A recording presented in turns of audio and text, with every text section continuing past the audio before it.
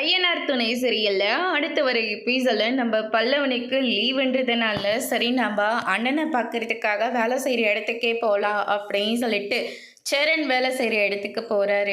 அங்கே வந்து பார்த்திங்கன்னா நம்ம சந்திரையை வந்து பார்க்குறாங்க. பார்த்த உடனே பயங்கரமாக ஷாக் ஆகுறாங்க. இவங்களும் நார்த் இந்தியா தான், நம்ம அம்மாவும் நார்த் இந்தியா தான்.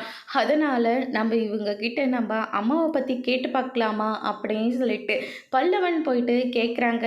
இவங்களை நீங்கள் எங்கேயாவது பார்த்துருக்கீங்களா? இவங்களும் உங்களுடைய ஊர் தான், இவங்க தான் என்னுடைய அம்மா அப்படின்ற மாதிரி வந்து சொல்கிறாங்க.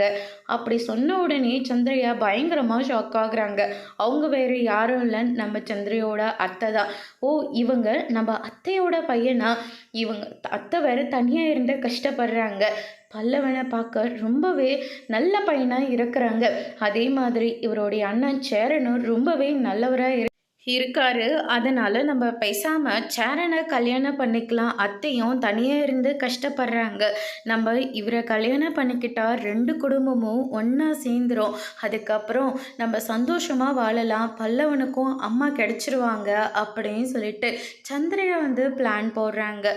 அதனால் நேராக போயிட்டு நம்ம சேரன் கிட்ட போயிட்டு நான் உங்களை லவ் பண்ணுறேன் அப்படின்ற மாதிரி கையில் ஒரு பூவை வந்து கொடுத்துட்றாங்க. அதை கேட்ட உடனே நம்ம சேரன் வந்து பயங்கரமாக ஷாக் ஆகுறாங்க. அதுக்கு அடுத்து தான் இந்த சைடு நம்ம நிலா இருந்துட்டு சோழனோட அப்பா கிட்ட போயிட்டு நான் பல்லவனோட அம்மாவை பார்த்தேன் அப்படின்ற மாதிரி சொல்கிறாங்க. இதை கேட்டோன்னு அவரும் ஷாக் ஆகுறாங்க.